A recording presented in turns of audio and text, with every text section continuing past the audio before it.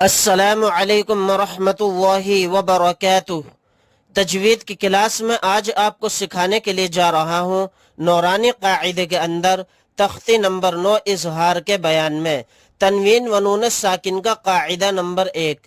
حروف حلقی 6 ہیں: حمزہ ہا، عین حا، غین خا۔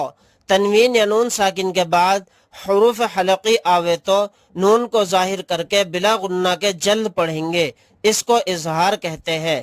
یعنی آج اس ویڈیو کے اندر ہم سیکھیں گے تنوین کے بعد حروف حلقی آوے تو، یعنی را کے اوپر تنوین ہے، تنوین کے بعد حمزہ آ گیا، حمزہ اظہار حلقی کے 6 حروف میں سے ایک حرف ہے، تو راد و زبر رن کو جلد ادا کریں گے، ظاہر کر کے پڑھیں گے، اس میں غنہ اخفا نہیں کریں گے، اس طرح سے جلد پڑھیں گے۔